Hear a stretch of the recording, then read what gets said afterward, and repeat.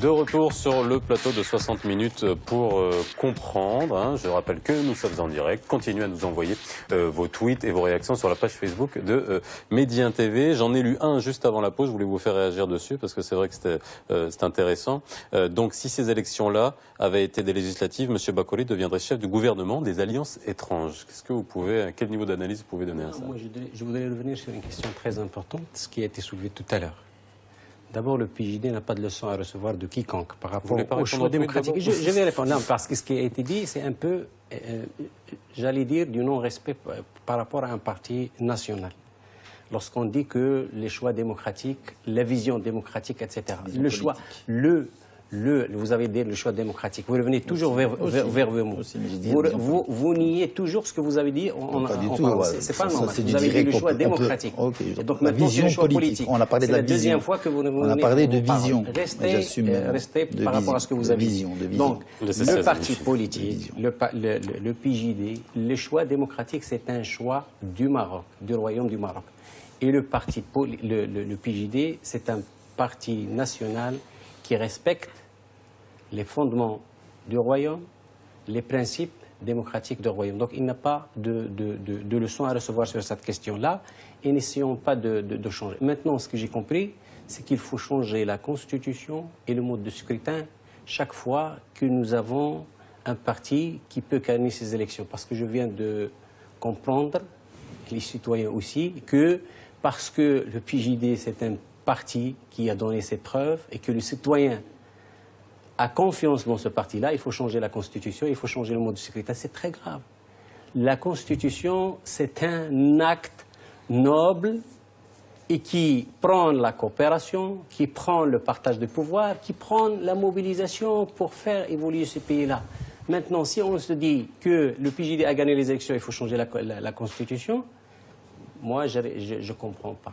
Pas du tout, c'est pas du tout ce que j'ai dit, je suis désolé. Allez-y, répondez. Ensuite, on aura un autre sujet. Heureusement que c'était du direct, les millions de citoyens nous voient. Non, j'ai jamais dit ça. Moi, ce que j'ai dit, c'est qu'il faut faire la différence entre une majorité relative et une majorité absolue. C'est ce que j'ai dit. Il est hors de question, ça existe nulle part dans le monde entier, où un parti qui a une majorité relative, c'est-à-dire 20 ou 15%, eh ben, on lui donne l'obligation, et pas la priorité, à gérer tout un pays ou même une ville. C'est pas démocratique du tout. Et donc, remettre en question un article qui est antidémocratique, même s'il fait partie de la Constitution, justement, ça fait partie de la démocratie. Sauf si on n'est pas dans un État démocratique, alors qu'il nous le dit.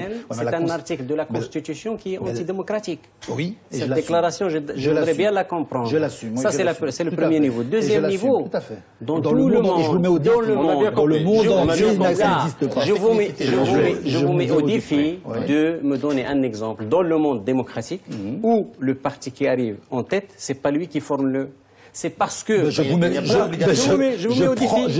au défi. Écoutez, j'accepte votre défi. Vous confondez la majorité relative et la majorité absolue. Dans le monde entier, dans tous les pays démocratiques, on donne priorité au parti qui arrive en tête pour former son gouvernement. S'il n'arrive pas à former son gouvernement, on donne la chance au deuxième parti. Et ainsi de suite. Il revient aux élections parce qu'il respecte. Alors écoutez, il respecte le premier rang, il respecte. Devant les citoyens, devant les Marocains, j'accepte votre défi. Mon seul défi aujourd'hui, c'est de travailler pour les citoyens. Et c'est moi qui vous mets au défi de vous donner un pays dans le monde entier qui fait ça.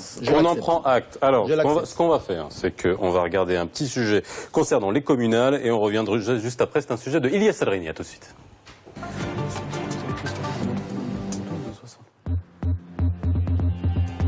Le 4 septembre dernier, la chance a été donnée aux électeurs d'exprimer leurs préférences, mais le jeu des alliances en a décidé autrement. Abstention, volte-face et même menaces de recours, comme ce fut le cas dans la région de Souss-Massa, ont sérieusement pimenté ces élections.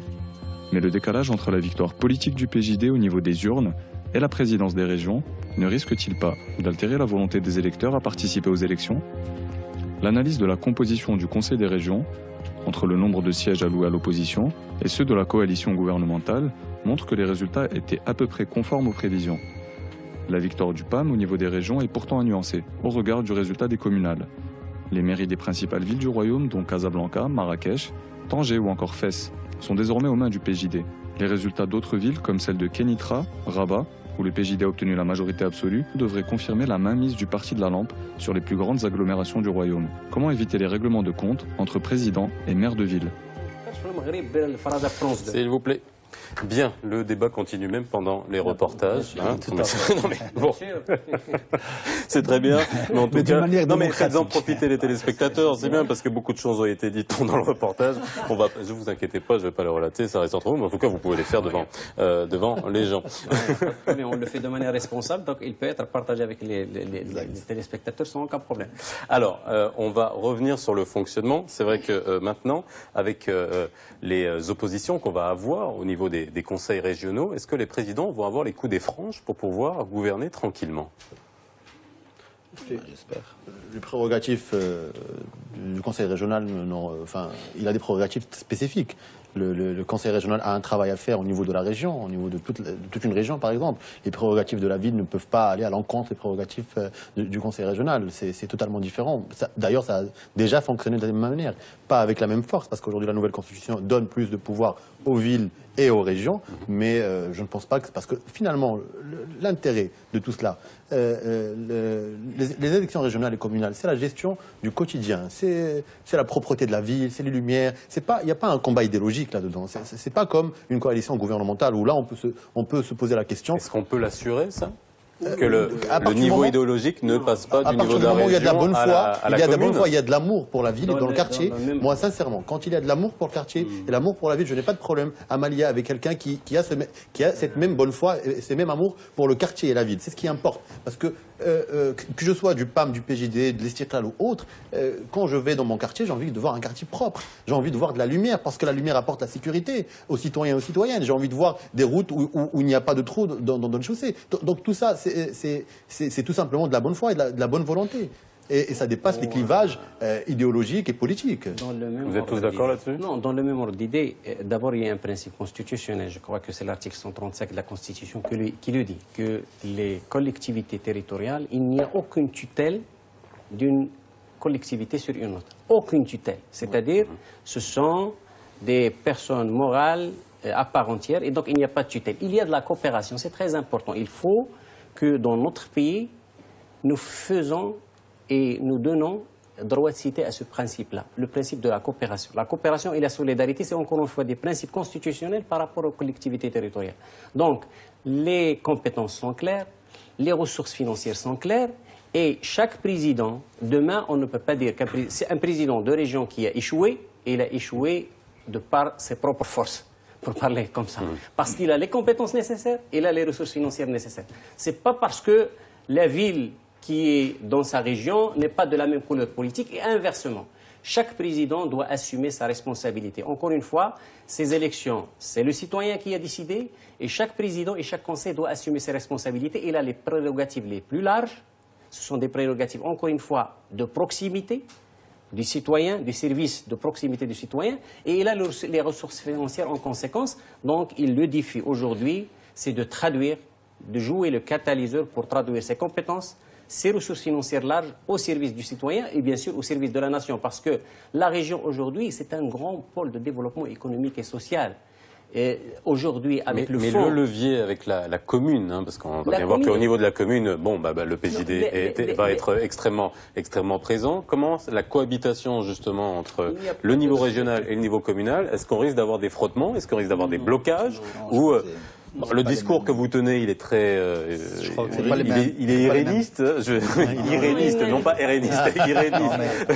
Ils n'ont pas les mêmes prérogatives. Je veux dire, la région, elle a des prérogatives propres, et puis elle a des prérogatives partagées avec le gouvernement, et puis partagées avec des intercommunales et des interrégionales. Je crois que le rôle principal d'une région, au préalable, c'est d'essayer de réduire les disparités entre les citoyens, entre les villes et les campagnes, entre les urbains et les ruraux. Comment faire en sorte de réduire ces disparités? Bien entendu, à travers un programme qui va être mis en place dans chaque région. C'est ça l'objectif, en tout cas, de celui qui a été élu à la présidence de la région, quelle qu'elle soit sa couleur politique. Je crois qu'in fine, une fois qu'on est président de région, on est président de tous les citoyens. Parce que quelque part, qui a voté pour vous? Est-ce que vous pouvez le savoir? Vous ne pouvez pas le savoir, donc tout le monde a voté, et vous ne savez pas pour qui a voté pour qui, donc vous êtes là au service du citoyen, même s'il y a une commune qui est gérée par le PJD et une région qui est gérée par le PAM ou par le pays, in fine, c'est l'intérêt du citoyen citoyen qui va être mis en considération et chacun a des prérogatives propres.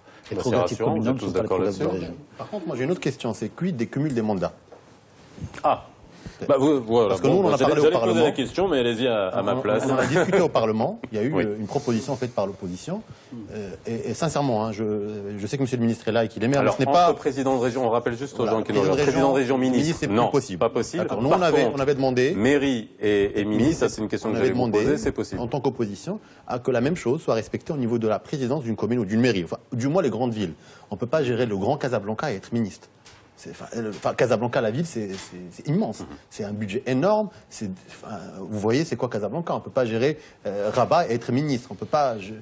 Pour que mon argument ne soit pas, je ne parle pas principalement du ministre, hein, ni de face. Je poserai la question, monsieur le ministre. De manière générale, si on l'a accepté pour la présidence de la région, pourquoi on ne l'accepte pas pour la mairie? Ou du moins pour les grandes villes? Voilà, c'est pas possible. Un ministre doit s'occuper de son ministère 24 heures sur 24. Parce que c'est aussi une gestion de la vie des citoyens et des citoyennes. Le maire, c'est la même chose. Quand il y a un problème de lumière, quand il y a un problème de propreté quelque part, etc., quand il y a une grève des éboueurs, c'est le ministre, c'est le maire qui est interpellé. Il ne peut pas être ici et là à la fois. Vous comprenez, c'est juste une question de.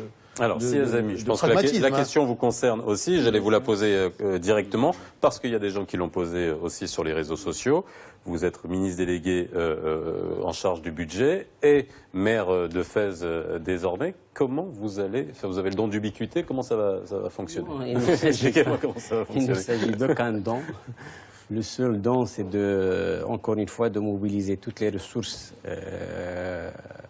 et les potentialités dont jouit, encore une fois, il s'agit d'une équipe. Maintenant, par rapport à cette question, pour être clair, moi Vous allez rester ministre?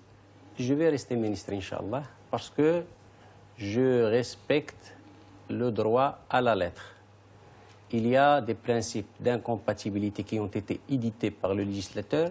Je les respecte. Maintenant, par rapport à cette question de gestion, c'est ma responsabilité. À moi de le faire, de manière à être, encore une fois, d'assumer mes responsabilités de manière pleine et entière. Mais concrètement, comment ça va se passer? Vous voulez rentrer dans le détail, comment je vais faire très rapidement, si vous pouvez nous dire. Non, mais ça nous intéresse. Je ne crois pas que les citoyens, ça les intéresse. Moi, ce qui m'intéresse aujourd'hui, qu'il y ait un droit et que je serai, dans le cadre de la reddition des comptes, je serai face aux citoyens pour qu'ils me disent est-ce que j'étais à leur service, est-ce que j'ai été à la hauteur des engagements, à la hauteur de leurs attentes.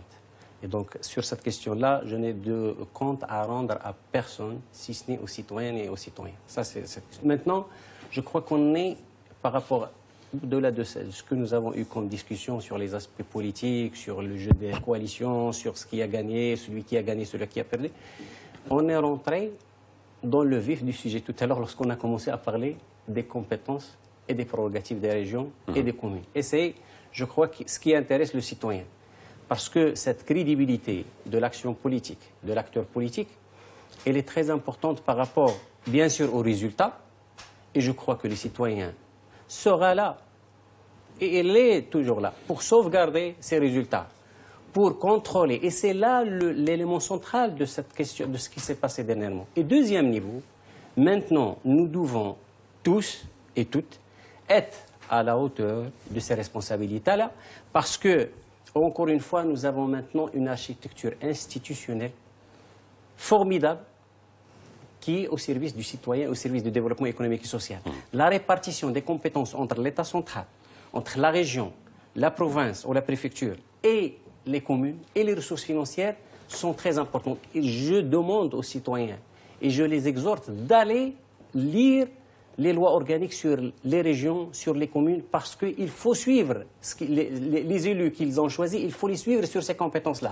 Il y a beaucoup de pédagogie à faire. Bon, en tout cas, on ne connaîtra pas votre emploi du temps. On ne connaîtra pas votre emploi du temps. Moi, j'aurais bien voulu savoir l'emploi du temps d'un ministre. J'aurais voulu savoir.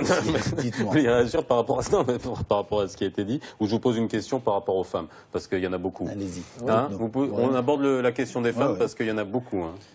Vous voulez réagir à Siazemi? Non, allez-y. Bon, alors, des tweets, il y en a beaucoup. Il y en a beaucoup à tous ces messieurs. Pourquoi aucune femme en tête pour la présidence des régions et des villes? Allez, vous avez 3 heures. 3 heures. Non, dissertation écrite, je prendrai les copies à la fin. Oui, moi je pense que les partis politiques, nous tous, nous avons une responsabilité par rapport à ça et nous avons échoué. Aujourd'hui, dans cette... Pourtant, tout avait été mis en place au niveau du scrutin. Il y a un respect, par la loi, par la force de la loi, de la présence de la femme au niveau du conseil régional, parce qu'on parle de la région aujourd'hui, et aussi dans les communes via la liste additionnelle. Mais malheureusement, aujourd'hui, les partis politiques n'ont pas pris leurs responsabilités. Et c'est des choses qu'on devrait... C'est un travail à faire en interne, je pense, chacun dans son parti, pour que la prochaine fois, pour ne plus faire cette erreur. Parce que, en tant que nouvelle génération de politiques, en tant que nouvelle génération de citoyens, aujourd'hui, ce n'est pas normal que de ne pas voir des femmes à la tête des régions, comme nous voyons. Je vois aussi au niveau des communes, je vois la liste, pour l'instant, avec les noms que j'ai, je ne vois que des noms d'hommes. Oui, nous avions... C'est pas que seulement dans les régionales. Moi, je pense que la femme, à travers tous les pays démocratiques, pour revenir, ils ont toujours un souci avec l'homme. Et donc, c'est pour ça qu'on instaure des quotas, pour essayer de les favoriser, pour essayer de les impliquer, les intégrer dans le jeu politique. Donc, ça s'appelle l'inclusion politique. Donc, je crois que c'est important, mais il faut aussi être fier de ce qui est accompli à travers le royaume. Il y a quand même une avancée considérable. Et ça, c'est grâce à tous les partis, que ce soit le PJD ou Hibs Istiqlal ou même le PAM dernièrement. Donc, je crois qu'on est tous à l'initiative du fait qu'aujourd'hui, il y a un tiers quand même de nos élus qui est issu des femmes.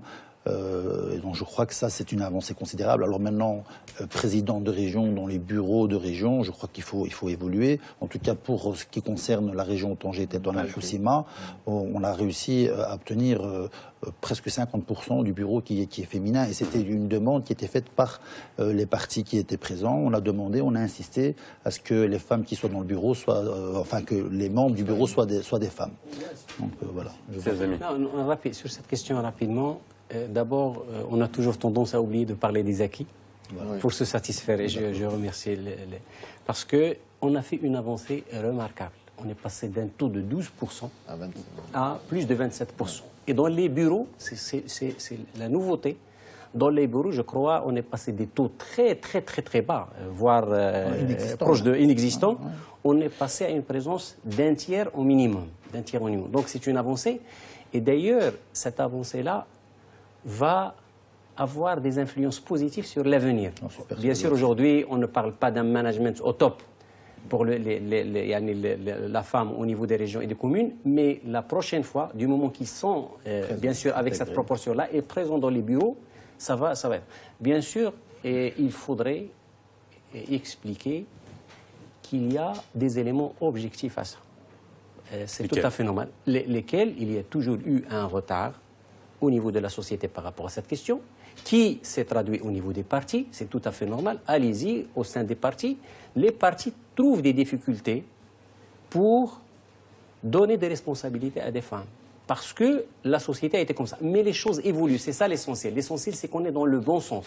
Dans le bon sens, c'est que les choses évoluent et la femme a une valeur ajoutée sûre et certaine par rapport à la gestion de l'action publique. Vous avez eu du mal à attirer des femmes et mettre des femmes dans vos listes? Est-ce que c'était de la discrimination positive ou c'était... En tant que parti qui prend en considération la question de la femme, où nous avons une représentation de 50% au niveau du bureau politique, au niveau du Conseil national, etc. Moi, je pense que c'était une erreur qui a été faite de notre part, de ne pas présenter une femme à la tête d'une des régions que nous avons gagnées. Moi, je l'assume parfaitement. On en discusera au niveau du Conseil national. Ça aurait été une grande avancée d'avoir une femme. Ça aurait été une grande avancée. Nous l'avions réussi à le faire en 2009 avec Fatem Zala, qui avait gagné la ville de Marrakech. Bon, cette fois-ci, elle n'est pas arrivée première, donc elle n'a pas pu se présenter. Mais franchement, sincèrement, oui, on en assume la responsabilité en tant que parti. Du moins au niveau de ces 5 régions-là. Et je pense que c'est une chose à corriger à l'intérieur de nos partis pour que la prochaine fois, il faut, quand un parti vise, par exemple, quand on a la possibilité d'avoir 3 ou 4 régions, en moins en avoir une présidée par une femme. Et croyez-moi, ce n'est pas les compétences qui manquent. Croyez-moi. Alors, nous sommes à 1 an des législatives. Vous savez que j'allais vous poser cette question quand même. C'est la question que j'ai posée à tous les acteurs politiques qui sont venus aujourd'hui. Bon, c'était des prospectives il y a la semaine dernière. Aujourd'hui, on a les résultats. Quel impact ça va avoir sur les prochaines élections législatives? Alors, Bonaparte. Oui, je pense qu'il y a encore une année devant nous. Et donc tout dépendra, bien entendu, du travail qui va être effectué par les présidents de région, par les présidents de communes, par les partis politiques. Je crois qu'en une année, il peut y avoir beaucoup de surprises. Moi, je crois qu'on ne doit pas aujourd'hui s'avouer vaincu, quel qu'elle soit le parti. Il faut encore travailler au jour le jour pour convaincre le citoyen de chaque programme. Bon, c'est vrai qu'il y a des tendances qui sont là. On peut, à travers les résultats, dire qu'il y a 3 grands partis à travers le Maroc. Il y a le PAM en premier, puis Hifz Istiqlal, et puis le PJD. Donc tout dépend comment on prend les chiffres aujourd'hui. Tout dépend comment on prend les chiffres. Et c'est pas fini, dans le nord parce ou dans le on attend encore les résultats définitifs pour savoir qui est le premier parti qui préside le maximum de communes, ou qui est le premier parti qui rentre dans le maximum de majorité de communes. Donc tout ça va définir, bien entendu, la tendance vers laquelle on va aller en 2016, je pense. Mais aujourd'hui, aucun parti peut dire « je suis le premier et je vais gagner 2016 », ou sinon... je pense qu'il s'avance. Je vous vois stoïque et acquiescé. Je vous vois sourire. 2016, nous avons des fondements au niveau de la Constitution. Le ghaib la ya'lamuhu illa Allah. 2016, c'est de l'avenir. Ça, c'est le premier niveau. Deuxième niveau, bien sûr, ce qui nous est demandé aujourd'hui. Bien sûr, on va en parler. Ça ne veut pas dire que je n'hypothèque pas la discussion. Je dis ça parce que c'est notre référentiel. Notre référentiel à nous tous Marocains. Deuxième niveau, c'est bien sûr, on part d'élections locales, régionales, pour parler des élections législatives. Ça, c'est le deuxième niveau. Bien sûr, ce que nous est demandé aujourd'hui, pour nous en tout cas, PJD et coalition gouvernementale, nous avons une année pour continuer le bon travail que nous avons fait pendant les 4 dernières années. Les réformes, les chantiers, continuer le travail. Et donc, puisque nous avons réussi à convaincre le citoyen par ce que nous avons fait, il faut continuer dans le même train. Donc, la même chose par rapport à la gestion de l'action locale. Il faut être au service du citoyen. Dernière chose, puisque vous nous avez demandé de parler des prévisions, aujourd'hui, le PJD arrive en tête avec plus d'1 600 000 de voix, avec une avancée remarquable par rapport à 2009. Donc, il est fort probable, si, encore une fois, nous restons à l'écoute du citoyen, à la proximité du citoyen, nous faisons le travail comme il se doit, que le citoyen, encore une fois, c'est lui et lui seul qui fera le vote, mais nous sommes confiants dans l'avenir. Vous faites bien vos prévisions, donc, hein, quand même. Alors, moi, je pense qu'il y a plusieurs lectures à faire. La première lecture, c'est ce qu'a dit mon camarade ici, c'est bien évidemment le travail que vont faire nos élus au niveau de la commune, au niveau de la région. C'est représentatif, c'est le contact avec le citoyen direct, et c'est ce qui va définir le choix des citoyens en 2016. Ça, c'est premièrement. Deuxièmement, moi, je pense qu'il est important aujourd'hui de le dire. On ne peut plus supporter aujourd'hui, en tant que citoyen, en tant que nouvelle génération de politique aussi, d'avoir des débats, de voir un chef de gouvernement insulter l'autre. On doit dire stop. Stop à ça. Parce que moi, sincèrement, ce n'est pas ce qui m'intéresse dans le travail gouvernemental. Ce n'est pas ce qui m'intéresse. Ce qui m'intéresse, c'est qu'est-ce qu'a apporté. Que ce soit bien ou mauvais. Quand c'est bien, il faut saluer. Quand c'est mauvais, il faut prévenir, parce que c'est le rôle de l'opposition. Mais qu'on vienne devant une population X ou Y et insulter X et Y, et le lendemain s'allier avec lui. Parce que je vous rappelle qu'il y a à peine 4 ans de cela, Monsieur Mzouar, patron du RNI, était diabolisé par le chef de gouvernement. Et il n'a pas hésité à s'allier avec lui. Avec ce discours, moi, je n'insulte personne, je ne diabolise personne. Je dis qu'il faut qu'on travaille, qu'on juge la personne sur ce qu'elle est capable de faire au quotidien et au niveau gouvernemental. C'est ce qui intéresse les citoyens. Je salue votre jeunesse, moi, je n'ai pas de problème avec ça. Votre nouvelle manière de voir la politique, mais vous êtes en train de faire la même chose. Vous dites que le chef du gouvernement insulte. Le chef du gouvernement n'insulte personne, il se défend. Lorsqu'il est insulté au sein même de la Chambre, au sein même d'une institution constitutionnelle, vous devez vous lever et dire non, là, je ne parle pas de vous. Je ne parle pas de vous. Vous devez vous lever en tant que représentant de la nation et dire stop. Oui, s'il y a une insulte. Lorsqu'il est insulté de manière de dire que le chef du gouvernement, il appartient à Daesh, Al-Mossad, Al-Nusra, il faut arrêter la séance. C'est vous en tant que parti de l'opposition. Alors, je crois que il y a des insultes qui sont préférées contre le chef du gouvernement. Le chef du gouvernement. Je me disais bien que vous aviez été sage depuis tout à l'heure. Je me disais, c'est pas possible. Moi, je prends juste note. Moi, je prends juste note, et les citoyens prennent note avec moi, que M. Azami, ici présent, a dit qu'il fait la même chose. Donc il reconnaît tacitement que le chef du gouvernement insulte. Et je crois que c'est un peu dommage. Alors il a dit également qu'ils ont fait du bon travail. Alors si on respecte le citoyen et qu'on parle du bon travail au niveau du gouvernement, on va attendre quand même que le citoyen donne son avis en 2016 pour savoir s'ils ont fait du bon travail ou pas. Je crois qu'il ne faut pas les...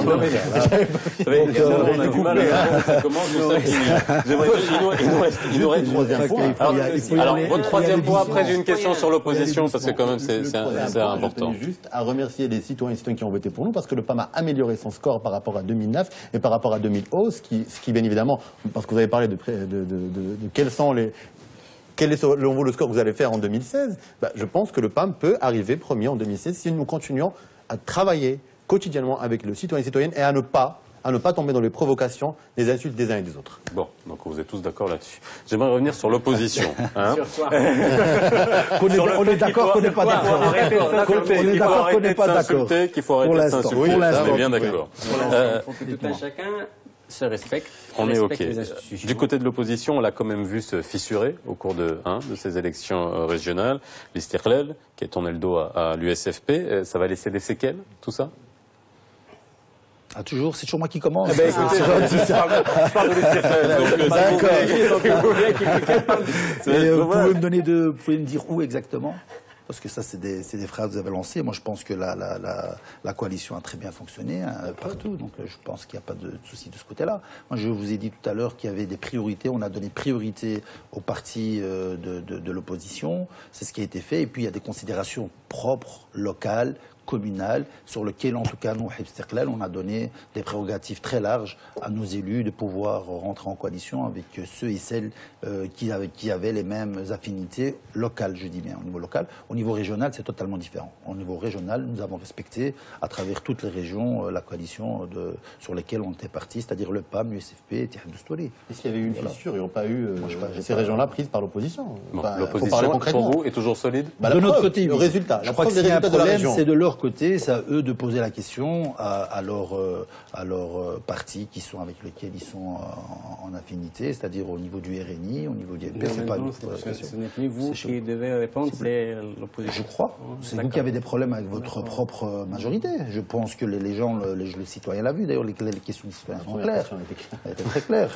Le problème n'est pas chez nous. J'ai une question très claire et qui vous concerne, si les amis, les citoyens de Fès. Donc c'était un citoyen téléspectateur de Fès qui vous pose la question. Les citoyens de Fès attendent beaucoup de votre part. Chose exprimée en force lors du dernier scrutin. Pourriez-vous nous indiquer les projets phares, factuels, que vous comptez attaquer le plus tôt possible? Alors ça, bon, moi je vous ai posé la question tout à l'heure sur votre emploi du temps. Je ne vais pas vous demander votre programme en tant que maire détaillé, mais vous voyez, voilà, on revient encore une fois aux questions qui peuvent sembler terre à terre, mais qui sont tout à fait concrètes. C'est vrai, et d'ailleurs l'action locale c'est du concret. Ça me donne l'occasion d'ailleurs d'exprimer... Il vous reste vraiment une minute. Rapidement, de remercier les électeurs qui ont voté majoritairement et de manière confiante pour le parti à Fès. Bien sûr, ma priorité au niveau de la ville de Fès, c'est surtout deux axes principaux, les services aux citoyens. Et les services aux citoyens, ils sont nombreux, et c'est surtout s'intéresser aux quartiers les plus défavorisés. Il faudrait, et je veillerai à ce qu'il y ait un équilibre de répartition des services entre le centre et les quartiers les plus défavorisés. Ça, c'est le premier niveau. Deuxième niveau, c'est l'animation économique de la ville de Fès, parce que s'il n'y a pas d'animation économique, il n'y a pas d'emploi et il n'y a pas de sécurité. Donc l'animation économique, je veillerai et j'utiliserai toutes mes compétences, bien sûr en coopération, en concertation avec les acteurs de développement au niveau de la ville de Fès, tout bourg confondu, pour que nous veillerons à ce que la ville de Fès revienne à un niveau qui est très important au niveau de l'activité économique. La ville de Fès était la deuxième du royaume au niveau de l'activité économique. Elle a été doublée plusieurs fois. Pas une fois, elle a été doublée plusieurs fois. Donc, faire en sorte que la ville de Fès reçoit également sa part en termes d'industrie, en termes de tourisme, en termes d'activité économique tout entière. Donc ça c'est le principal de mon action. Vous pourrez m'envoyer votre emploi du temps ou pas finalement?